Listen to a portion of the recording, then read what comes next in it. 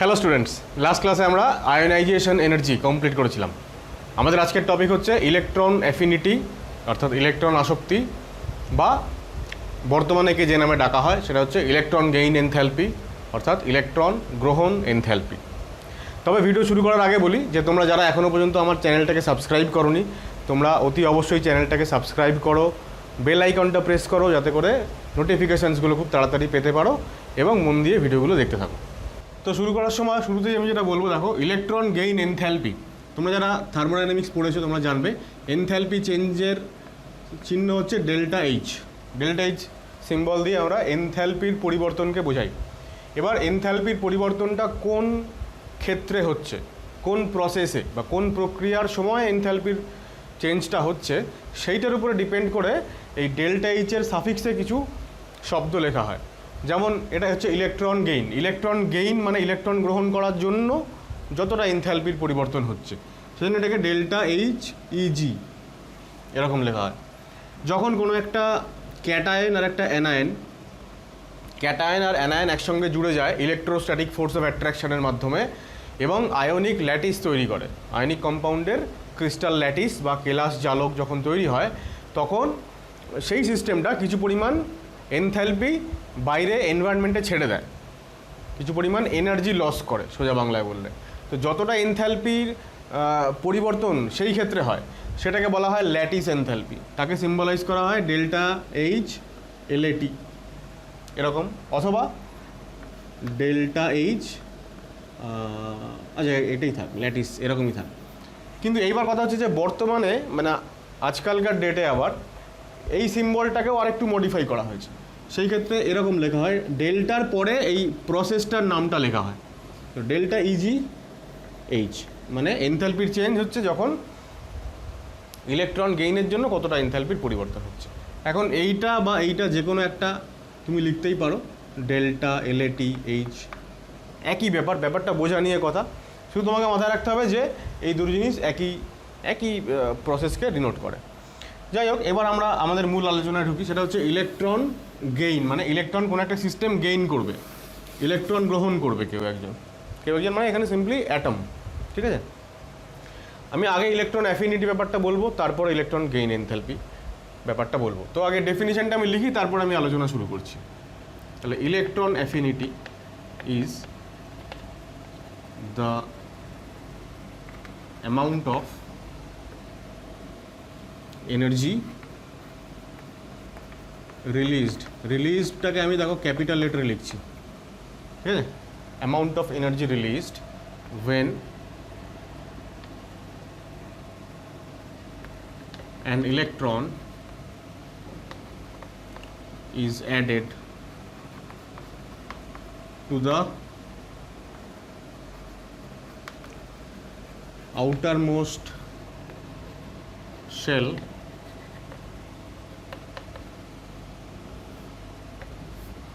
of a neutral isolated gaseous atom from infinity। এই হচ্ছে definition electron affinity বা electron আসক্তির। এই হচ্ছে ডেফিনিশন। এর মানে কি? The amount of energy released, যতটা পরিমাণ এনার্জি সিস্টেম রিলিজ করছে মানে সিস্টেম ছাড়ছে। ঠিক আছে, সিস্টেম যদি এনার্জি ছাড়ে তাহলে সিস্টেমের নিজস্ব এনার্জি কমে যায়। আর আমরা জানি যে এনার্জি আর স্টেবিলিটি পরস্পরের সঙ্গে ব্যস্তানুপাতিক। যে সিস্টেমের এনার্জি বেশি তার স্টেবিলিটি কম, আর যার এনার্জি কম তার স্টেবিলিটি বেশি। তাহলে কোনো একটা সিস্টেম এনার্জি রিলিজ করছে মানে তার নিজের এনার্জি কমছে, মানে নিজের স্টেবিলিটি বাড়ছে। when an electron is added up to the outermost shell, যখন ওই পার্টিকুলার সিস্টেমে বা অ্যাটমটাতে একটা ইলেকট্রন তার আউটারমোস্ট শেলে এসে জুড়বে আর কি। সাপোজ এটা নিউক্লিয়াস, এখানে দুখানা ইলেকট্রন রয়েছে, ফার্স্ট শেল, এইখানে সাপোজ 3টে ইলেকট্রন আছে, বা সাপোজ দুখানা ইলেকট্রন আছে। এখন একটা থার্ড একটা ইলেকট্রন, এটা একটা ইলেকট্রন, এটাকে আমি আউটারমোস্ট শেলে এনে প্রবেশ করাবো। এইটা করার সময় দেখতে হবে যাতে অ্যাটমটা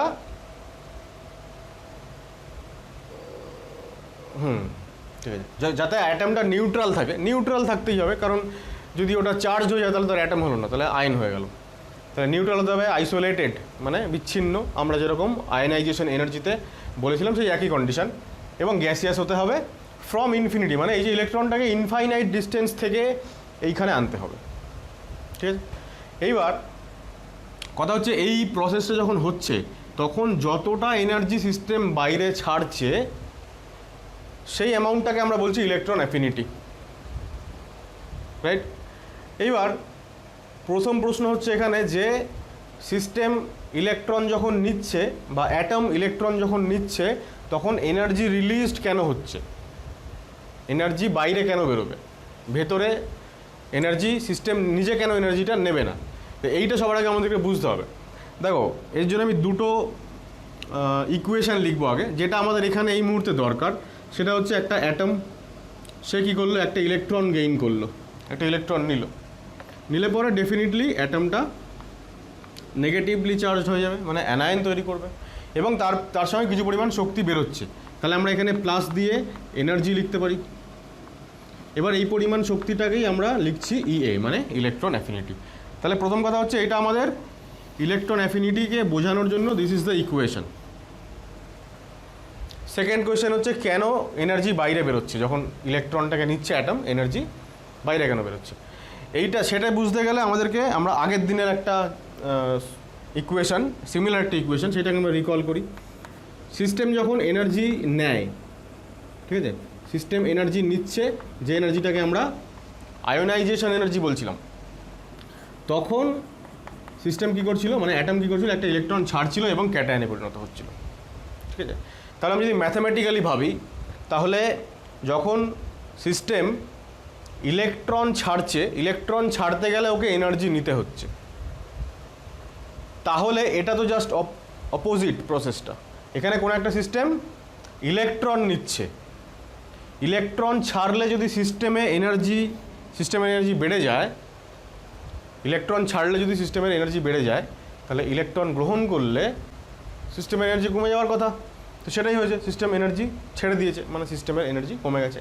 তো ম্যাথামেটিক্যালি এইটা হচ্ছে এর এক্সপ্লেনেশন, যে কখন, মানে যখন একটা নিউট্রাল অ্যাটম যখন ইলেকট্রন গেইন করছে তখন এনার্জি কেন ছাড়ছে, ঠিক আছে, ম্যাথামেটিক্যাল। কিন্তু ব্যাপারটাকে আমাকে একটু লজিক্যালিও বুঝতে হবে। আমরা এটা বলি যে ইলেকট্রন অ্যাফিনিটি সংক্রান্ত প্রথম যে বক্তব্যটা আমরা লিখি সেটা হচ্ছে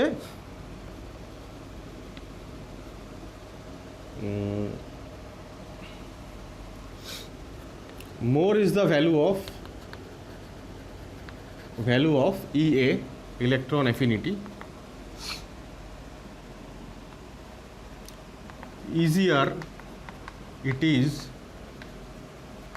for the atom to gain the electron.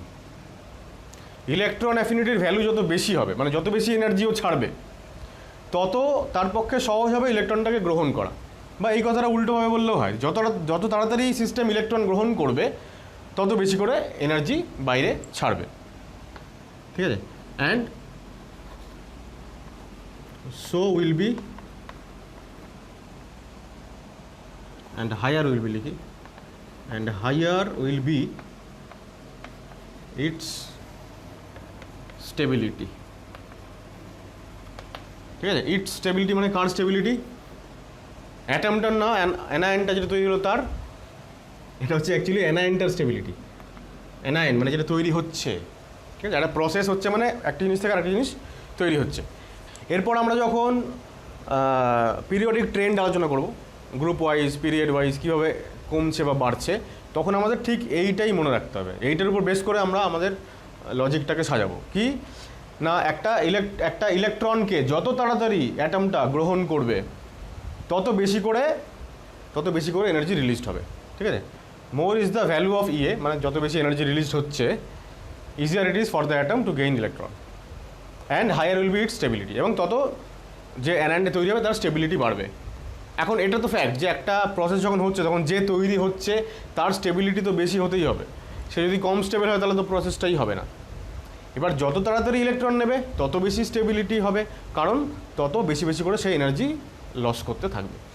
এবার এটাকে আমরা লজিক্যালি বুঝবো কীরকম করে। দেখ, ইলেকট্রন যখন এখানে আসছে তখন ইলেকট্রন দুটো ফোর্স ফিল করছে। এক হচ্ছে এই আউটার মোস্ট শেলে যে ইলেকট্রন, তারা একে বিকর্ষণ করবে, আসতে দেবে না। আর ইনফ্যাক্ট এই ভেতরের ইলেকট্রনগুলো বিকর্ষণ করবে, কিন্তু নিউক্লিয়াস কী করবে? ওকে আকর্ষণ করবে, নিউক্লিয়াস আকর্ষণ করবে। এবার ভাবো, যদি এই রিপালশানগুলোর টোটাল ভ্যালু যদি এই অ্যাট্রাকশানের থেকে বেশি হয়ে যায়, তাহলে ইলেকট্রনটা এই আউটার মোস্ট শেলে আসতে পারবে না, পারবে না, কারণ রিপালশান বেশি, ওকে এখানে ঢুকতেই দেবে না ইলেকট্রনগুলো। কিন্তু যদি রিপালশানের তুলনায় অ্যাট্রাকশান বেশি হয়, তাহলে ফাইনালি ইলেকট্রনটা এখানে এসে পৌঁছতে পারবে এবং অবস্থান করতে পারবে। তো এইটা হচ্ছে আমাদের প্রথম বুঝে নেওয়ার জায়গা আজকে, যে ইলেকট্রন যখন আমি আউটার মোস্ট শেলে রাখতে চাইছি, তখন সে দুখানা ফোর্স ফিল করছে। এক হচ্ছে ইলেকট্রনিক রিপালশান, আর একটা হচ্ছে অ্যাট্রাকশান বাই দ্য নিউক্লিয়াস। নিউক্লিয়াসে যদি অ্যাট্রাকশান বেশি হয়, তাহলেই যে ইকুয়েশনটা আমি লিখেছিলাম প্রসেসটা, সেটা সম্ভব হবে। তার মানে যখন আমি এই ইকুয়েশনটা লিখছি যে অ্যাটম ইলেকট্রন গেইন করছে এবং এ মাইনাস হচ্ছে, তার মানেই হচ্ছে কি যে এই প্রসেসটা যদি হওয়া মানেই হচ্ছে অ্যাট্রাকশান গ্রেটার দেন রিপালশান। ঠিক আছে? তাহলে when electron is added to the outermost shell,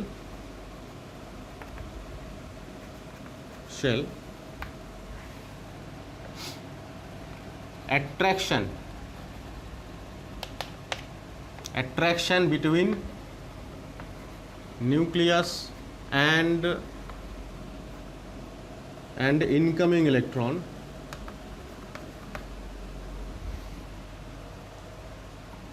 dominates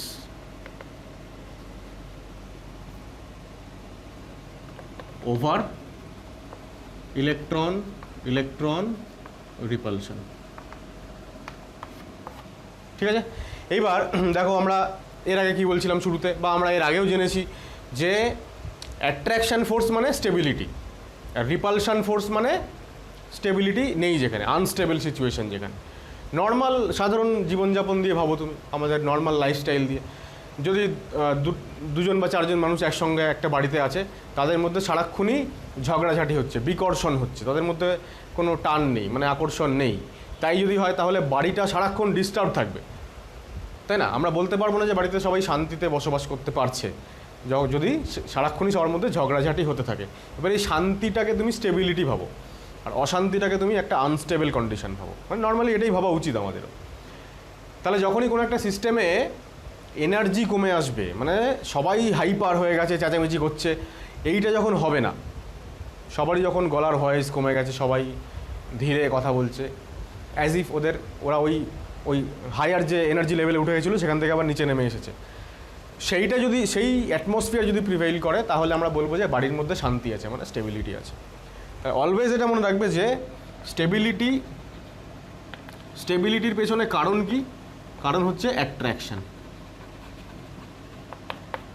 ঠিক আছে? আর আনস্টেবল যে কোনো সিচুয়েশন, তার পেছনে কারণ হচ্ছে রিপালশান। ঠিক আছে? জীবনের যে কোনো ক্ষেত্রে এটা অ্যাপ্লিকেবল এবং এটা সত্যি। এবার যেহেতু অ্যাট্রাকশান ডমিনেট করেছে, তাহলে সিস্টেমকে স্টেবিলিটি পেতেই হবে। আর সিস্টেম যদি স্টেবিলিটি পায়, তাহলে আমরা আবার এটাও জানি যে স্টেবিলিটি 1/এনার্জি। সিস্টেমের নিজস্ব এনার্জি কমে যাবে যদি সিস্টেম স্টেবল হয়। তাহলে সিস্টেমের নিজস্ব এনার্জি কমে যাবে মানে সিস্টেম বাইরে এনার্জি ছাড়বে। তাহলে যতটা এনার্জি ছাড়ছে, দ্যাট ইজ ইলেকট্রন অ্যাফিনিটি বা ইলেকট্রন আসক্তি। এখন এইভাবে লজিক্যালি আমরা মনে না রেখে আমরা ওই ম্যাথামেটিক্যালি মনে রাখি যে ইলেকট্রন যখন বেরোচ্ছে বাইরে, তখন সিস্টেম এনার্জি নিচ্ছে, তাহলে যখন ইলেকট্রন নেবে তখন এনার্জি বেরোবে। ঠিক আছে, ও অবশ্যই ঠিক, কিন্তু তার পেছনে আরও একটা ধাপ যদি আমরা এগোই, তাহলে দেখব যে আসল কারণটা হচ্ছে এটা, যে যখনই একটা সিস্টেমে ইলেকট্রনকে আমি আনতে পারলাম, মানে বিকর্ষণটা নিশ্চয়ই কম ছিল। বিকর্ষণ ডমিনেট করলে আমি ইলেকট্রনকে আনতেই পারতাম না ওখানে, অ্যানায়ন বানানোই যেত না। তাহলে যেহেতু অ্যাট্রাকশন ডমিনেট করেছে, সুতরাং সিস্টেম বেশি স্টেবিলিটি পেয়েছে আগের তুলনায়, অর্থাৎ অ্যানায়নটা is more stable than neutral atom. এবার যদি স্টেবিলিটি পায় তাহলে সিস্টেমে এনার্জি কমেছে, সুতরাং সিস্টেম এনার্জি ছেড়েছে, এনার্জি লস করেছে, সেটাই হচ্ছে ইলেকট্রন অ্যাফিনিটি। এবার এই পুরো প্রসেসটাকে বর্তমানে, তো আমরা থার্মোডাইনামিক্স পড়বো এরপরে কোনো এক সময়। থার্মোডাইনামিক্স পড়ার সময় আমরা দেখবো যে আমরা যে কোনো সিস্টেমের স্টেবিলিটি আর এনার্জি এইগুলোকে আমরা রিলেট করার চেষ্টা করি আর কি। তো থার্মোডাইনামিক্যালি আমরা দেখব কি দেখব, যে এনথ্যালপির যে ডেফিনিশন, আমরা একটু আগে ইলেকট্রন গেইন এনথ্যালপি বলছিলাম, তো ইন জেনারেল এনথ্যালপি আমরা কি বুঝি আর কি। তো ডেল্টা এইচ হচ্ছে এনথ্যালপি চেঞ্জ। এবার ডেল্টা এইচটা নেগেটিভ, বা আমরা বলি ডেল্টা এইচ লেস দ্যান 0 কখন? এই যে প্রসেসটা আমরা লিখেছিলাম উপরে, সেই প্রসেসটা। কেন? এনথ্যালপি আলটিমেটলি হচ্ছে একটা এনার্জি কন্টেন্ট, হিট কন্টেন্ট বলি আমরা। সিস্টেম যখন এনার্জি ছাড়ছে তখন সিস্টেমের নিজস্ব এনার্জি কমে যাচ্ছে। এবার এই কমে যাওয়াটা বোঝানোর জন্য নেগেটিভ সাইন বা লেস দ্যান 0। মানে ধরা যাক একটা সিস্টেম 10 কিলোজুল এনার্জি ছাড়লো বাইরে, 10 কিলোজুল এনার্জি সিস্টেম থেকে বাইরে চলে গেল, তাহলে আমরা বলবো যে সিস্টেমের এনথ্যালপি চেঞ্জ হচ্ছে -10 কিলোজুল, নেগেটিভ সাইন, যেহেতু সিস্টেম থেকে এনার্জি বাইরে বেরোচ্ছে। যদি সিস্টেম 10 কিলোজুল এনার্জি নেয়, সিস্টেমে যদি আমি 10 কিলোজুল এনার্জি সাপ্লাই করি, তাহলে আমরা বলবো যে সিস্টেমের ডেল্টা এইচ হচ্ছে +10 কিলোজুল। সিস্টেমে এনার্জি সাপ্লাই করলাম, তাহলে সিস্টেমের নিজস্ব এনার্জি বেড়ে গেল। তাহলে এনার্জি বেড়ে যাওয়া বোঝাতে পজিটিভ সাইন, আর এনার্জি কমে যাওয়া বোঝাতে নেগেটিভ সাইন। আমরা এটাকে অন্য নামেও চিনি। কী নামে চিনি? এক্সোথার্মিক প্রসেস, তাই তো? এক্সোথার্মিক, বা আমরা যেটাকে বলি তাপমোচী প্রক্রিয়া। আর যদি ডেল্টা এইচটাকে আমরা পজিটিভ লিখি বা ডেল্টা এইচ গ্রেটার দ্যান লিখি, তাহলে সেটাকে বলায়, মানে সেটা তাহলে কাকে বোঝায়? এন্ডোথার্মিক প্রসেসকে বোঝায়। এবার যখন ইলেকট্রন গেইন করছে সিস্টেম, অ্যানায়ন তৈরি হচ্ছে, তখন এনার্জি তো বাইরে যাচ্ছে। এনার্জি যেহেতু বাইরে যাচ্ছে, তাই সিস্টেমের ডেল্টা এইচ কী হবে? নেগেটিভ হবে, অর্থাৎ এটা একটা এক্সোথার্মিক প্রসেস হবে। তো এনথ্যালপি, ইলেকট্রন গেইন এনথ্যালপি, যেটাকে আমি ডান দিকে লিখেছিলাম শুরুতে, তো electron gain enthalpy or delta EGH, এইটা আসলে বাস্তবে ইলেকট্রন অ্যাফিনিটির উল্টোটা। আমি যে প্রসেসটাকে লিখেছিলাম সেটাকে আমি আরেকবার লিখছি। ইলেকট্রন গ্রহণ করলো, A- হলো, সাপোজ এখানে x কিলোজুল এনার্জি ও ছেড়েছে, +EA লেখার বদলে আমি x কিলোজুল লিখলাম। এবার এই যে +x কিলোজুল প্লাস, এটা হচ্ছে আমাদের ওল্ড কনভেনশন। আমরা বলবো যে সিস্টেমের EA হচ্ছে +x কিলোজুল, ঠিক আছে? আমরা ছোটোবেলায় তাপমোচী বা এক্সোথার্মিক প্রসেস আমরা এরকমভাবেই শিখেছি, যে প্রসেসে তাপ উৎপন্ন হয়। এখন তাপ যদি উৎপন্ন হয়, সাপোজ আমি একটা রিয়াকশন করাচ্ছি, এবার আমি দেখলাম যে সিস্টেম থেকে তাপ উৎপন্ন হলো, তাহলে সেই তাপটা আমি যদি সিস্টেমের, মানে যেখানে রিয়াকশানটা হচ্ছে তার কাছাকাছি আমি যদি থাকি, তাহলে সেই তাপটা আমি ফিল করতে পারবো। অর্থাৎ সেই হিটটা যদি আমার বডিতে আসে, তাহলে আমার বডিও এনার্জাইজড হবে, মানে হিট বাড়বে আমার বডিতেও, টেম্পারেচার। তাহলে আগে কি হতো, পুরোনো দিনে আমরা, মানে ওল্ড যে কনভেনশন, সেখানে আমরা আমাদের সাপেক্ষে, মানে আমরা যারা ল্যাবে কাজ করছি, আমরা যারা এক্সপেরিমেন্ট করছি, আমাদের সাপেক্ষে পুরো ব্যাপারটাকে জাজ করতাম। এখন বিষয়টা হয়ে গেছে উল্টো। এখন সিস্টেম যেখানে রিয়াকশান হচ্ছে, যে রিয়াকশান করছে, যারা রিয়াকশান করছে, যেখান থেকে যারা তৈরি হচ্ছে, সিস্টেমকে আমরা এখন রেফারেন্স ভাবি। আগে আমরা নিজেদেরকে রেফারেন্স ভাবতাম। সিস্টেম যদি রেফারেন্স হয়, তাহলে এই প্রসেসটাতে সিস্টেম কি করেছে? ইলেকট্রন, এনার্জি ছেড়ে দিয়েছে বাইরে, সেই এনার্জিটাই আমি ফিল করেছি। তাহলে এই যে সিস্টেম এনার্জি ছাড়লো, তাহলে সিস্টেমের নিজস্ব এনার্জি কমে গেল। সুতরাং এখন সিস্টেমের রেসপেক্টে ওই সিম্বলটা কি? আমার রেসপেক্টে যদি +x হয়, তাহলে সিস্টেমের রেসপেক্টে -x। তাই আমরা এখন বলি যে enthalpy change for exothermic process সেটা হচ্ছে নেগেটিভ, ঠিক আছে? এবার আমরা এরকমই লিখব যে যদি আমরা ইলেকট্রন গেইন এনথ্যালপির সাপেক্ষে ইকুয়েশনটাকে লিখতে চাই, তাহলে আমরা এরকম লিখব এ মাইনাস, এখানে কমা দেবো, কমা বা সেমিকলন কিছু একটা দিয়ে আমাদেরকে লিখতে হবে যে delta is H equal to minus x kilojoule. বোঝাতে পারলাম কি বললাম? তাহলে নিউমেরিক্যালি ইলেকট্রন গেইন এনথালপি এবং ইলেকট্রন অ্যাফিনিটি এরা পরস্পরের উল্টোটা। আমরা এরকম বলতে পারি যে delta is H equal to minus of electron affinity. ঠিক আছে, এইটা আমাদের কাজে লাগবে ফর্মুলাটা। যদিও খুব প্রিসাইসলি বললে, যদি খুব মাইনিউটলি আমরা চিন্তা করি, তাহলে ব্যাপারটা এরকম না। আসলে কীরকম হয়, আসলে এদের মধ্যে ইকুয়েশানটা হচ্ছে এরকম, delta is H equal to minus EA minus 5/2 RT। এই হচ্ছে অরিজিনাল ইকুয়েশান, মানে খুব সূক্ষ্ম বিচার করলে।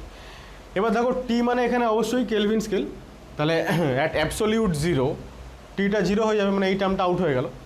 তাহলে তখন ইকুয়েশানটা এইটা হবে, মানে আমরা যেটা লিখেছি এখানে স্টার মার্ক করে, অ্যাকচুয়ালি এটা অ্যাবসোলিউট জিরোতে এই ইকুয়েশানটা পসিবল বা অ্যাপ্লিকেবল। কিন্তু আমরা কি করি, এই যেহেতু এই যে আর এবং ডি আমরা যদি ভ্যালু বসাই 8.314, আর টেম্পারেচারকে যদি আমরা আমাদের এই সাধারণ উষ্ণতায় জেনারেলি 300 কেলভিন বা 27 ডিগ্রি সেলসিয়াস টেম্পারেচারকে আমরা কনভেনশনালি স্ট্যান্ডার্ড ধরি, বা তুমি 25 ডিগ্রিকেও স্ট্যান্ডার্ড ধরতে পারো, সেটাকেও ধরা হয়। সেইটা করলে এই আরটির ভ্যালু মোটামুটি কিলোজুল ইউনিটে 2.4 2.5 এরকম আসে। ঠিক আছে, 2.4 আর তার এই আড়াই গুণ আর কি, তাই তো? তাহলে এবার এই যে যতটা ভ্যালু হচ্ছে, এইটা খুব একটা বেশি ভ্যালু নয়, সেই কারণে আমরা নর্মাল টেম্পারেচারেও ওইটাকে আউট করে দিই, মানে ওটাকে ধরি না হিসাবে, এবং আমরা ফাইনালি এটা বলি। ঠিক আছে, যেটা আমরা এইটা তুমি ছেড়েই দাও, ওটা দরকারই নেই আমাদের। তো এইটা ভাবছি, এবং এটা কোত্থেকে পেলাম, যে এইখান থেকে পেলাম যে ওল্ড কনভেনশনে একরকম ছিল, এখন নিউ কনভেনশনে আর একরকম। এইবার ইলেকট্রন গেইন এনথালপির ডেফিনিশন দেওয়ার সময় আমাদের আর এক্সট্রা কিছু বলতে হবে না। আমরা ওইখানে লিখেছিলাম the amount of energy released. এইবার আমি বলছি যে রিলিজড কথাটাকে আমি কেন ক্যাপিটাল লেটার লিখেছিলাম, ওটাকে স্ট্রেস দেওয়া হয়েছিল কেন? যখনই আমি বলছি যে অ্যামাউন্ট অফ এনার্জি রিলিজড, মানে সিস্টেম এনার্জি রিলিজ করেছে, মানেই হচ্ছে ইমপ্লায়েড যে এনার্জি সিস্টেম থেকে বাইরে বেরিয়েছে। আমাকে আর আলাদা করে বোঝাতে হচ্ছে না যে এনার্জি কোথায়, কোন দিকে, ডাইরেকশনটা কোন দিকে, সেটা বোঝাতে হচ্ছে না। কিন্তু যখন আমরা ইলেকট্রন গেইন এনথালপি ডেফিনিশন লিখি, তখন আমরা এটা লিখি যে the amount of enthalpy changed. ঠিক আছে, আমরা কি লিখব? The amount of enthalpy change, amount of enthalpy change when. এরপর থেকে আগের ডেফিনিশনটা যা ছিল সেটা পুরো কন্টিনিউ করো, এক্স্যাক্টলি আইডেন্টিক্যাল। কিন্তু এখানে যেহেতু আমরা এনথালপির চেঞ্জকে সবসময় এনথালপি চেঞ্জ বলেই আমাদেরকে ডিনোট করতে হয়, ডিফাইন করতে হয়, সেই কারণে এই চেঞ্জটা কেমন সেটা বোঝাতে পারছি না, তাই জন্য এখানে আমাকে ডাইরেকশনটা বলে দিতে, যেহেতু ওখানে বলতে পারছি না, তাই এখানে আমাকে দেখাতে হচ্ছে যে নেগেটিভ সাইন দেখাতে হচ্ছে। নেগেটিভ মানেই হচ্ছে সিস্টেম থেকে নেগেটিভ হয়েছে, মানে সিস্টেম বাইরে এনার্জি ছেড়েছে আর কি। বোঝানো গেল? এই হচ্ছে ডিফারেন্স। এটা মুছে দিই। আচ্ছা হ্যাঁ, এখানে যেটা বলার সেটা হচ্ছে যে এই যে এনথালপি, তো আমি আগে একবার বলেছিলাম যে আয়নাইজেশন এনার্জি বলার সময় যে এনথালপি জেনারেলি 1 মোলের জন্য ডিফাইন করা হয়। তো এখানে তুমি এটাও বলতে পারো, যেটা আমি ইলেকট্রন অ্যাফিনিটি ডেফিনিশনে লিখলাম, যে একটা আইসোলেটেড অ্যাটম থেকে যখন এনার্জি বেরোচ্ছে একটা ইলেকট্রন গেইন করার সময়, সেটাও বলা যেতে পারে। বা আমরা এরকম বলতে পারি যে when 1 mole atom, এরকম লিখবো, 1 mole electron is added to 1 mole atom। ঠিক আছে, 1 electron per atom, এটাও তুমি লিখতে পারো। এটা লিখলে তখন হয়ে যাবে যে তখন এনথালপি, ইলেকট্রন গেইন এনথালপি তখন ইউনিটটা হয়ে যাবে কিলোজুল পার মোল। আর যেটা আমি আগে লিখেছিলাম ইলেকট্রন অ্যাফিনিটি ডেফিনিশন, সেই জায়গাটাতে তুমি যদি এইটুকু রিপ্লেস করো, দিয়ে বাকিটা কন্টিনিউ করো, তাহলে ইলেকট্রন গেইন এনথালপিরও ইউনিট হয়ে যাবে ইলেকট্রন অ্যাফিনিটির মতন, অর্থাৎ ইলেকট্রন ভোল্ট পার অ্যাটম, যেটাতে প্রকাশ করলে সুবিধা হয় আর কি। ঠিক আছে, এবার হচ্ছে সাকসেসিভ ইলেকট্রন অ্যাফিনিটি বা ইলেকট্রন গেইন এনথালপি, তুমি যেটাই বলো না কেন। খালি তুমি এটা মাথায় রাখবে যে যত তাড়াতাড়ি ইলেকট্রনটাকে নিল সিস্টেম, তত বেশি অ্যামাউন্টের এনার্জি সে বাইরে ছাড়বে, অর্থাৎ ইলেকট্রন অ্যাফিনিটির ভ্যালু তত বেশি। আর ইলেকট্রন গেইন এনথ্যালপির ভ্যালুও তত বেশি, শুধু ইনক্লুডিং নেগেটিভ সাইন। ঠিক আছে, যদি ইলেকট্রন অ্যাফিনিটি যদি 5 থেকে বেড়ে 10 হয়, তাহলে ইলেকট্রন গেইন এনথ্যালপিও -5 থেকে বেড়ে -10 হবে। আবার বলছি, ইলেকট্রন গেইন এনথ্যালপি -5 থেকে ইনক্রিজ করে -10 হবে। ম্যাথামেটিক্যালি ভাবলে হবে না যে -5 থেকে -10 হলো মানে কমে গেল, তা নয়। কিন্তু মাইনাস সাইনটা এখানে শুধুই ডাইরেকশন বোঝাচ্ছে যে হিটটা কোন দিক থেকে কোন দিকে যাচ্ছে। ঠিক আছে, সুতরাং এইটার থেকে এটা এখানে বড়। ঠিক আছে, খুব কেয়ারফুল। এই জায়গাটাতেই আমরা কী করি, গন্ডগোল করে ফেলি। যখন আমরা কম্পেয়ার করি তখন আমরা এইটাকে অবভিয়াসলি কম ভাবি, এটাকে বেশি ভাবি, এবং তখনই গন্ডগোলটা হয়। অ্যাকচুয়ালি এখানে মাইনাস সাইনের একটাই কাজ, সেটা হচ্ছে ওই যে হিটটা ভেতর থেকে সিস্টেম থেকে বাইরে বেরোচ্ছে, ওই ডাইরেকশনটাকে বোঝানোর জন্য, এক্সোথার্মিক প্রসেস বলার জন্য। কারণ এক্সোথার্মিকে ডেল্টা এইচ নেগেটিভ, অর্থাৎ মাইনাসই হবে ভ্যালু। যাই হোক না কেন, এবার সাকসেসিভ মানে পরপর আমরা এটা লিখেছিলাম যে এ যখন ইলেকট্রন নিচ্ছে তখন এ মাইনাস তৈরি হচ্ছে, তখন আমরা এটাকে বলছিলাম, খুব প্রিসাইসলি বললে, ফার্স্ট ইলেকট্রন অ্যাফিনিটি বা ফার্স্ট ইলেকট্রন গেইন এনথ্যালপি। ঠিক আছে, এইটা। আর এরপর নেক্সট স্টেপে যখন এ মাইনাস আরেকটি ইলেকট্রন টেক আপ করে এ 2 মাইনাস হবে, তখন সেটা হচ্ছে সেকেন্ড ইলেকট্রন গেইন এনথ্যালপি বা সেকেন্ড ইলেকট্রন অ্যাফিনিটি। এখন কোয়েশ্চেনটা হচ্ছে যে এই সেকেন্ড, তারপর থার্ড, ফোর্থ, ফিফথ যাই হোক না কেন, EA2 onwards, EA2, EA3, EA4 সবাই এরপর প্রত্যেকটা স্টেপ হচ্ছে আর এন্ডোথার্মিক প্রসেস। ঠিক আছে, এক্সপ্লেইন। এন্ডোথার্মিক যদি আমি বলে দিই তাহলে কোয়েশ্চেনটা একটু সোজা হলো। একটু ডিফিকাল্ট বা পাজল করার জন্য ওরা এরকম কোয়েশ্চেন দেয় যে electron gain enthalpy, second electron gain enthalpy, সেকেন্ডটাই বলছি, সেকেন্ড, থার্ড, ফোর্থ একই রকম হয়, is always positive. Second electron gain enthalpy is always positive. First electron gain enthalpy, এটা সিস্টেম কি হচ্ছে, এনার্জি বাইরে ছাড়ছে মানে এটার ভ্যালু কী হবে, নেগেটিভ হবে। সেকেন্ডটা হচ্ছে পজিটিভ মানে হচ্ছে সিস্টেম এবার এনার্জি নেবে, মানে এন্ডোথার্মিক। ঠিক আছে, অনেক সময় আমরা এটার সঙ্গে এই EA2 যদি এখানে লেখা থাকে EA2, তাহলে এখানে কোয়েশ্চেনটা হওয়া উচিত always EA2 is always negative. ঠিক আছে, এক্সপ্লেইন করো। EA2 নেগেটিভ কেন? EA1 যদি পজিটিভ হয় তাহলে EA2টা নেগেটিভ হবে, তার অপোজিট হবে। অপোজিট কেন হবে সেটা আমি বলছি পরে, কিন্তু এইটা মাথায় রাখতে হবে। তাহলে কোয়েশ্চেনটা কি লিখবো, second EA is always negative. ঠিক আছে, বোর্ডের পরীক্ষার জন্য এগুলো খুব ইম্পর্টেন্ট। সবকটা কোয়েশ্চেনেরই একই মিনিং। এবার আমি আনসারটাতে আসছি, মানে কেন এরকম হচ্ছে। প্রথম ইলেকট্রনটা নেওয়ার সময় তো সিস্টেম দিব্যি এনার্জি ছাড়ছিল, মানে সিস্টেমের নিজস্ব এনার্জি কমে গিয়ে ও স্টেবল হচ্ছিল। সেকেন্ড টাইম ও এনার্জি নিচ্ছে মানে ও নিশ্চয়ই স্টেবল হচ্ছে না। এনার্জি নিলে তো ওর এনার্জি বাড়বে, মানে স্টেবিলিটি কমে যাবে। ইনফ্যাক্ট সেটাই হয় আর কি। এবার সেটা কেন হয় দেখো, নিউক্লিয়াস, এবার এই যে ইলেকট্রন। এবার প্রথম ইলেকট্রনটা যখন বাইরে থেকে ভেতরে এসছিল তখন আমরা বলেছিলাম যে ইলেকট্রনটা এসছে মানে এই প্রসেসটা হয়েছে, তার মানে নিউক্লিয়াসের অ্যাট্রাকশন ডমিনেট করেছে। ভালো কথা। তাহলে এ এখান থেকে এইখানে চলে এলো। এইবার এই ভেতরে যারা রয়েছে ইলেকট্রনগুলো আগে থেকে যারা আছে বা এখানেও যারা আছে, এবার এদের সঙ্গে এর যে বিকর্ষণ সেটা তো আর কমছে না, বিকর্ষণটা তো আরও বরং বাড়বে। কারণ আগে দূরে ছিল, এখন আস্তে আস্তে আস্তে ইলেকট্রনটা পাশে এসে কক্ষপথে এসে পড়েছে। তাহলে ইলেকট্রনিক রিপালশন বেড়ে গেছে। এই অবস্থায় আমি আরও একটা ইলেকট্রনকে এইখানে নিয়ে আসছি, একেই এদের মধ্যে ঝগড়াঝাটির শেষ নেই। আরও একজন আসছে একই রকম যার কোয়ালিটি ঝগড়ুটে, মানে নেগেটিভলি চার্জ সবাই। তাহলে এবার কী হবে, বিকর্ষণ আরও অনেক বাড়বে।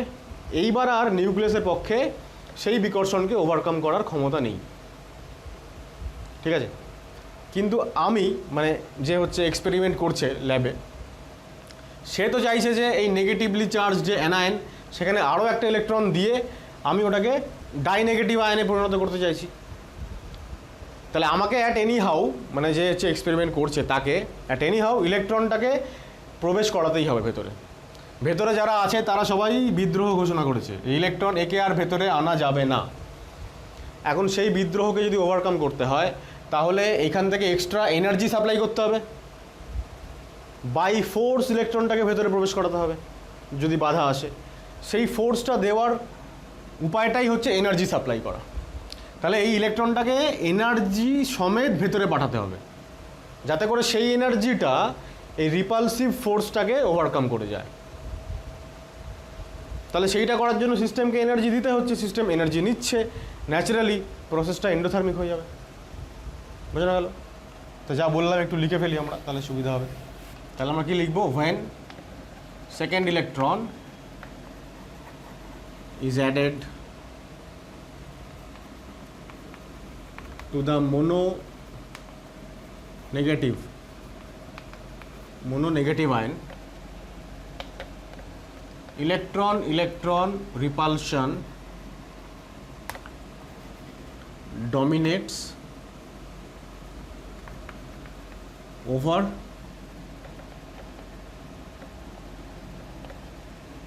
nuclear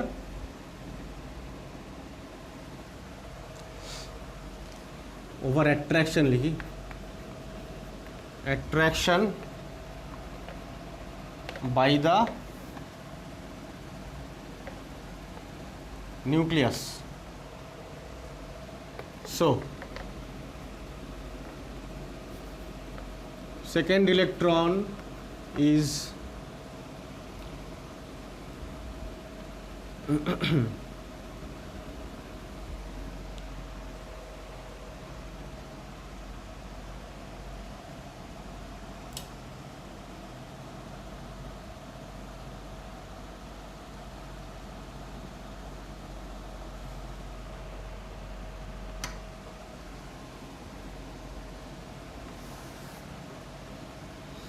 so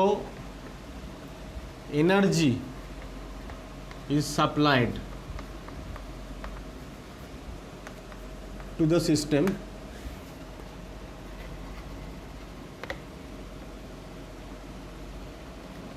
to overcome this repulsive force. Thus the process becomes endothermic and delta EGH becomes positive, বা এটার বদলে তুমি ব্র্যাকেট লিখতে পারো যে EA becomes negative। ঠিক আছে? এই প্রসঙ্গে একটা কথা বলে রাখি, সেটা হচ্ছে এটা কপি করে নাও আগে। সেটা হচ্ছে যে তাহলে যেটা আমরা এক্ষুনি দেখলাম যে নিউট্রাল অ্যাটম থেকে প্রথম যে অ্যানায়নটা তৈরি হবে সেই ক্ষেত্রে প্রসেসটা exothermic, electron gain enthalpy negative. কিন্তু পরবর্তী যতগুলো ইলেকট্রন তুমি আরও অ্যাড করবে করে 2 মাইনাস 3 মাইনাস 4 মাইনাস যেরকমই আয়ন বানাও না কেন প্রত্যেকটা স্টেপই তখন কিন্তু হয়ে যাবে এন্ডোথার্মিক।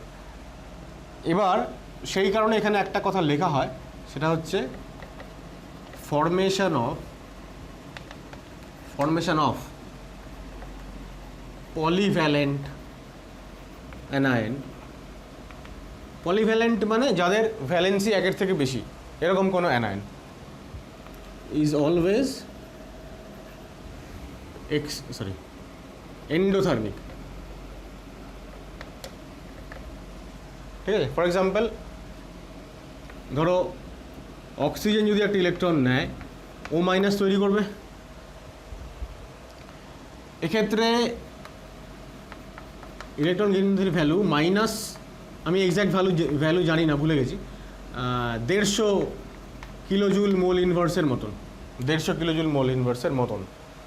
সেকেন্ড ইলেকট্রন যখন আমি এখানে প্রবেশ করাচ্ছি, অর্থাৎ অক্সিজেন অ্যাটমের সেকেন্ড ইএ বা সেকেন্ড ইলেকট্রন গেইন এনথ্যালপি, এবং O2- তৈরি হবে, এটা 1, তাহলে ডেল্টা EgH2 হবে প্লাস 780 কাছাকাছি একটা ভ্যালু থাকে। মানে এতটা এনার্জি সিস্টেমকে সাপ্লাই করে ইলেকট্রনটাকে সিস্টেমে প্রবেশ করাতে হবে, ঠিক আছে। তাহলে ওভারঅল যদি আমি লিখি যে অক্সিজেন অ্যাটম দুটো ইলেকট্রন গেইন করে অক্সাইড আয়ন তৈরি করছে, তাহলে এই প্রসেসের ওভারঅল এনথ্যালপির চেঞ্জ ডেল্টা এইচ, এই রিয়াকশানের delta H equal to delta EgH1 plus delta EgH2। Naturally দেখো এই দুটোকে যোগ করলে কত হবে, গ্রেটার দ্যান 0 তো হচ্ছে, সুতরাং অবশ্যই পলিভ্যালেন্ট অ্যানায়নের ফর্মেশন সবসময় এন্ডোথার্মিক হবে, মানে সিস্টেমকে এনার্জি সাপ্লাই করতে হবে। খুব ভালো করে লক্ষ্য করে দেখো, আমরা এর আগে আয়োনাইজেশন এনার্জি পড়েছিলাম। সোডিয়াম অ্যাটম যখন Na+ হচ্ছে এবং ইলেকট্রন ছাড়ছে, এটা ছিল সোডিয়ামের IE, ভাবো তুমি, যেটা গ্যাসিয়াস সোডিয়াম। ইনফ্যাক্ট এগুলো সবাই গ্যাসিয়াসই আছে, ঠিক আছে। আইসোলেটেড এবং গ্যাসিয়াস তো বটেই, আমাদের ডেফিনিশনে মেনশন করাই আছে। তাই এবার এ কী করবে, এ কিন্তু আয়োনাইজেশন এনার্জি নেয়, তাই না, একে IE সাপ্লাই করতে হবে, তবে তো ইলেকট্রন ছাড়বে। তাহলে দেখো এই প্রসেসটাও এন্ডোথার্মিক, এবার তুমি যদি এদেরকে জুড়ে দাও, সাপোজ তুমি দুখানা সোডিয়াম নিয়েছিলে, ঠিক আছে, তাহলে এই কোয়েশ্চেনটা একটু বেটার লিখি আমি ভালো করে, যে দুখানা সোডিয়াম যদি তুমি নাও, তাহলে IEর যা ভ্যালু তার ডাবল ভ্যালু সাপ্লাই করতে হবে দুটো অ্যাটমের জন্য, করলে পরে দুখানা Na+ হবে। এবার এই ইকুয়েশান আর এই ইকুয়েশান যোগ করো, তাহলে ফাইনালি তুমি কী পাবে, গ্যাসিয়াস সোডিয়াম এবং গ্যাসিয়াস অক্সিজেন মিলিয়ে Na2O তৈরি করবে, সোডিয়াম অক্সাইড তৈরি করবে। এখন ব্যাপার হচ্ছে যে এটাও এন্ডোথার্মিক, তাহলে সিস্টেম তো প্রচুর এনার্জি গেইন করছে, তাহলে ফাইনালি এই রিয়াকশান কি হবে, সিস্টেমে এনার্জি তো বেড়ে যাবে, ফলে স্টেবিলিটি কমে যাবে। কিন্তু তা সত্ত্বেও এই রিয়াকশান হয় এবং Na2O ক্রিস্টাল তৈরি হয়, আয়নিক সলিড, ক্রিস্টালাইন সলিড তৈরি হয়। কেন? কারণটা আমরা কেমিক্যাল বন্ডিং চ্যাপ্টারে পড়বো অনেক বেশি ডিটেইলে। ল্যাটিস এনার্জি বলে একটা টার্ম হয়, সেটা হচ্ছে যখন এবার এই আয়নটা এবং এই আয়নটা যখন কম্বাইন করবে নিজেদের মধ্যে, তখন একটা ইলেকট্রোস্ট্যাটিক ফোর্স অফ অ্যাট্রাকশান কাজ করবে, প্রথম কথা। এবার সেই সময় যখন ক্রিস্টাল তৈরি হবে, আয়নিক কেলাস যখন তৈরি হবে, তখন সিস্টেম আরও একটা হিউজ অ্যামাউন্টের এনার্জি বাইরে বের করে, অর্থাৎ রিলিজ করে, সেটাকে আমরা ল্যাটিস এনার্জি বলি। এইখানে একটা, দুটো, তিনটে প্রসেসে টোটাল যত এনার্জি সিস্টেম নিচ্ছে, তার থেকে অনেক বেশি এনার্জি সিস্টেম রিলিজ করে যখন ওই ল্যাটিস তৈরি হয়, আয়নিক ল্যাটিস। ফলে ওভারঅল তুমি যদি দেখো প্রসেসটা, তাহলে এক্সোথার্মিক হবে, মানে সিস্টেম এনার্জি বাইরে ছাড়ছে। কোন প্রসেস এক্সোথার্মিক হবে? Overall formation of Na2O। তাই জন্য এই প্রসেসটা ফাইনালি সম্ভব হয় আর কি, ঠিক আছে। যাই হোক, তাহলে এইটা ছিল আমাদের একটা বক্তব্য এখানে, যে ফর্মেশন অফ পলিভ্যালেন্ট অ্যানায়ন সবসময় নেগেটিভ হবে। আর এর আগে যে কোয়েশ্চেনগুলো লিখলাম সেগুলো তো খুবই কমন কোয়েশ্চেন আরও, এবং বোর্ডের পরীক্ষায় খুবই জিজ্ঞেস করে আমাদেরকে। এবার ধরো একটা কোয়েশ্চেন যদি এরকম হয় যে delta EgH of A and B are -300 kilojoule mole inverse and -100 kilojoule mole inverse, ঠিক আছে।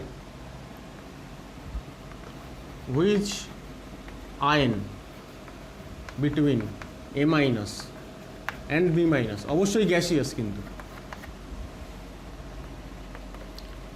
is more stable, কোন আয়নটা বেশি স্টেবল হবে? কি করে করবো এটা? একটু আগে আমি বললাম যে যদি কোনো একটা আয়ন বেশি স্টেবল কখন হবে, যখন অ্যাটমটা খুব তাড়াতাড়ি ইলেকট্রনটাকে টেক আপ করবে এবং এনার্জি ছাড়বে। যত বেশি এনার্জি ছাড়বে সিস্টেম তত স্টেবল হবে। তাহলে আমরা প্রথম কথা এটা বলতে পারি যে স্টেবিলিটি অফ অ্যান আয়ন, ঠিক আছে, proportional to EA of atom. অ্যাটমটার EA যত বেশি হবে তত বেশি স্টেবল হবে অ্যানায়নটা। এবার কার বেশি, -100 বেশি না -300 বেশি? তাহলে আমরা কি বলবো, ইএ অফ কোনটা বেশি? -300 বেশি, কিন্তু মাইনাস সাইন বাদ দিয়ে বলছি। কেন মাইনাস সাইন বাদ দিয়ে? কারণ মাইনাস সাইন কেবলমাত্রই ডাইরেকশানকে বোঝায়, যে হিট কোন দিক থেকে কোন দিকে যাচ্ছে। তাহলে EA of A greater than B লিখতে পারবো আমরা। আর আমরা এটাও লিখতে পারবো যে ডেল্টা, এটাও এ গ্রেটার দেন বি। এবার ডেল্টা ইজিএইচ কারুর বেশি হচ্ছে মানে ওটাকে অনেক সময় বইতে এরকম লেখা থাকে যে হায়ার ভ্যালু মানে delta is value is higher, means delta is value is more negative. এই যে মোর নেগেটিভ, বেশি নেগেটিভ, -100 থেকে -300 বেশি নেগেটিভ। তা more negative value means higher value, এইটা মাথায় রাখতে হবে। তাই যদি হয় তাহলে কার অ্যানায়ন বেশি স্টেবল হবে? তাহলে স্টেবিলিটি অফ অ্যানায়ন নিশ্চয়ই এর বেশি হবে।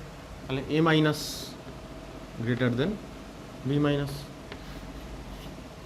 ঠিক আছে, আমরা খুব ভুল করি এই জায়গাটাতে, আমরা এই -100কে বেশি ভাবি। তাহলে যার ইলেকট্রন গেইন এনথ্যালপি বেশি সে তত বেশি স্টেবল বলে আমরা এটার করসপন্ডিং বি তাকে আমরা বেশি স্টেবল বলে দিই, কিন্তু আসলে তা নয়। ডেল্টা ইজিএইচ ভ্যালু হাইয়ার মানে মোর নেগেটিভ। ঠিক আছে, আমি ওটাও লিখে দিই এখানে কোথাও একটা, এটা মাথায় রাখবে যে হাইয়ার ডেল্টা ইজিএইচ ভ্যালু, এটার মানে হচ্ছে আসলে মোর নেগেটিভ ডেল্টা ইজিএইচ ভ্যালু। ঠিক আছে, এটাকে বক্স করে দাও, খুব ইম্পর্টেন্ট ব্যাপার। আমাদের সমস্ত কনফিউশন এইগুলো জায়গা থেকে শুরু হয়, তাই এইগুলোকে আমরা বক্স করে করে এইগুলোকে আমাদের একদম মাথার মধ্যে গেঁথে নিতে হবে। এটা বুঝলাম এবার।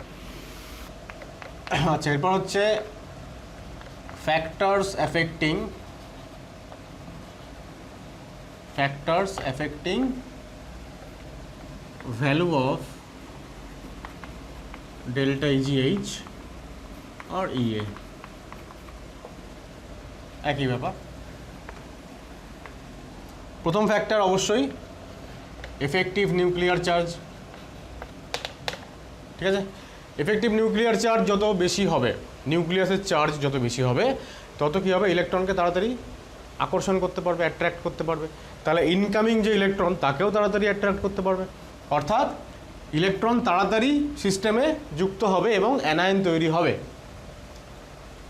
অর্থাৎ এনার্জিও খুব বেশি করে তখন রিলিজড হবে। আমরা শুরুতেই লিখে রেখেছিলাম যে যত তাড়াতাড়ি ইলেকট্রনটাকে নেবে সিস্টেম, তত বেশি পরিমাণ এনার্জি সে রিলিজ করবে, অর্থাৎ ইএ ভ্যালু তত বেশি হবে বা ডেল্টা ইজিএইচ ভ্যালু তত বেশি হবে। তাহলে আমরা এরকম লিখবো যে, আমরা এগুলো লিখছি না অ্যাকচুয়ালি, আমরা জাস্ট বিষয়টা কীরকমভাবে ভ্যারি করে সেইটা খালি দেখাচ্ছি। ঠিক আছে, লেখাটা আমি যা বললাম সেগুলো তোমরা চাইলে ভিডিও পজ করে লিখে রাখতে পারো। ঠিক আছে, একটা জিনিস আমি লিখে দেবো, সেটা হচ্ছে যে এটাই যে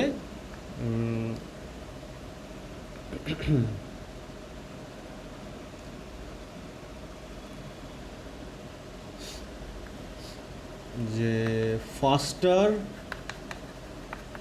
the atom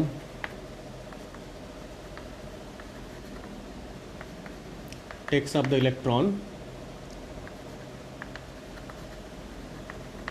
higher is the amount of energy released, that is more is the value of EA1 rather or delta EGH1, এইটুকু খালি আমি লিখে রাখলাম।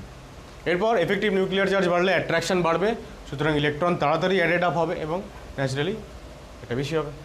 তাহলে আমরা জানি যে জেড এফেক্টিভের সঙ্গে যদি এরকম ভ্যারি করে, তাহলে স্ক্রিনিংয়ের সঙ্গে উল্টো, স্ক্রিনিং পাওয়ার যত বাড়বে তত নিউক্লিয়াসের ইলেকট্রনকে অ্যাট্রাক্ট করার ক্ষমতা কমবে এবং ন্যাচারালি ইএ কমবে।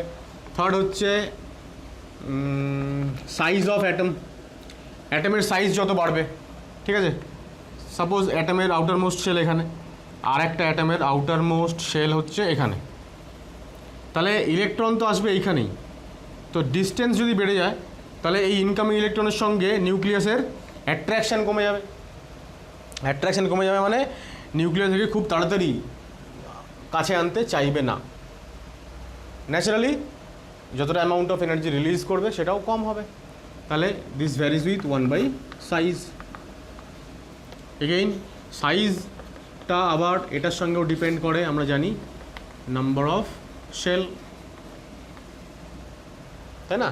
নাম্বার অফ শেল যত বাড়বে, নাম্বার অফ অরবিটস যত বাড়বে, তত আউটার মোস্ট ইলেকট্রন আর নিউক্লিয়াসের ডিস্টেন্স বাড়বে, অ্যাট্রাকশন কমবে। ন্যাচারালি অ্যাট্রাকশন কমবে মানে ইলেকট্রন খুব তাড়াতাড়ি যুক্ত হতে পারবে না। ফোর্থ এটা হয়ে গেল। আর লাস্ট দুটো কারণ হচ্ছে দ্য মোস্ট ইম্পর্ট্যান্ট ফ্যাক্টর। একটা হচ্ছে penetrating power of orbitals. Penetrating power মানে আমরা কি বলেছিলাম যে অরবিটালটা নিউক্লিয়াসের কত কাছে প্রবেশ করে রয়েছে সেটা। তো আমরা জানি যে নিউক্লিয়াস যদি এরকম জায়গায় থাকে তাহলে এস অরবিটাল নিউক্লিয়াসের সব থেকে কাছে থাকে, তারপরে পি, তারপরে ডি, তারপরে এফ। ন্যাচারালি একই শেলের মধ্যে যদি এস অরবিটালে ইলেকট্রন যায় তাহলে সেই ইলেকট্রনের সঙ্গে নিউক্লিয়াসের ডিস্টেন্স কম, অ্যাট্রাকশান বেশি।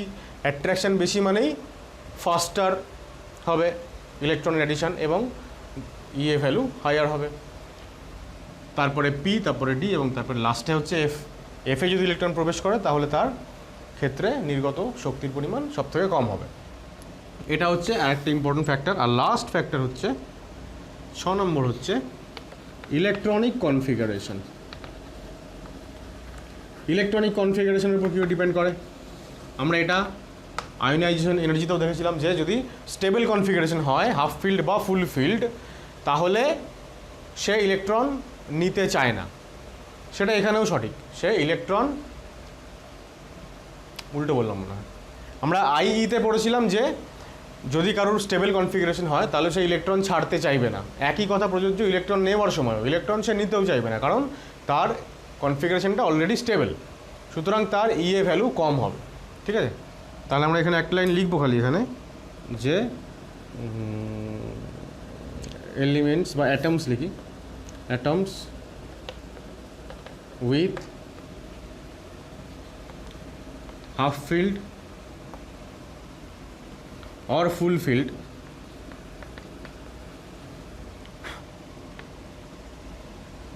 subshells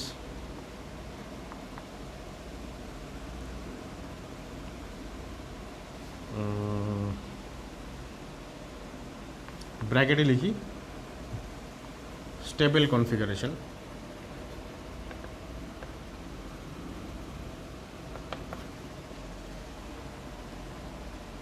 আর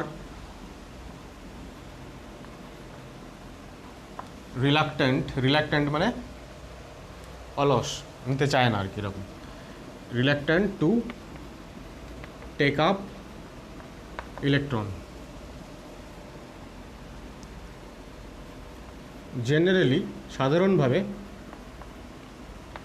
দেয়ার ডেল্টা ইজিএইচ 1 ভ্যালু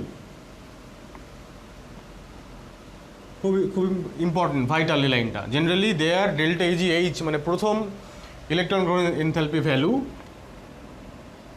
ইটসেলফ, প্রথমটাই ইজ পজিটিভ। যেহেতু এদের স্টেবল ইলেকট্রনিক কনফিগারেশন, এরা ইলেকট্রন আরেকটা নিতে চাইবে না।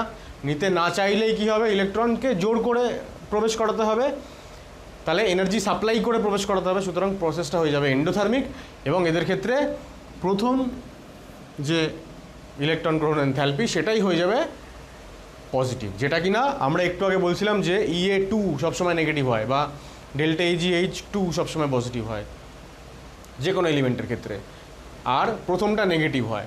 তো কিছু এলিমেন্টস এরকমও থাকে যারা হাইলি স্টেবল, তাদের ক্ষেত্রে প্রথম থেকেই তারা ইলেকট্রন নিতে চায় না, তাই প্রথম থেকেই ইলেকট্রনকে জোর করে প্রবেশ করাতে হয় আউটার মোস্ট শেলে বাই ফোর্স, মানে এনার্জি সাপ্লাই করে। তাই জন্য প্রথম থেকেই ওদের ইলেকট্রন অ্যাফিনিটির ভ্যালু বা ইলেকট্রন গেইন এনথালপি যদি বলি তাহলে ভ্যালু পজিটিভ হয়ে যায়, আর ইলেকট্রন অ্যাফিনিটি বললে তাহলে নেগেটিভ হয়ে যায়। এই ধরনের এই ধরনের কিছু এলিমেন্টের মানে অ্যাটামের এক্সাম্পল দিয়ে দিই আগে।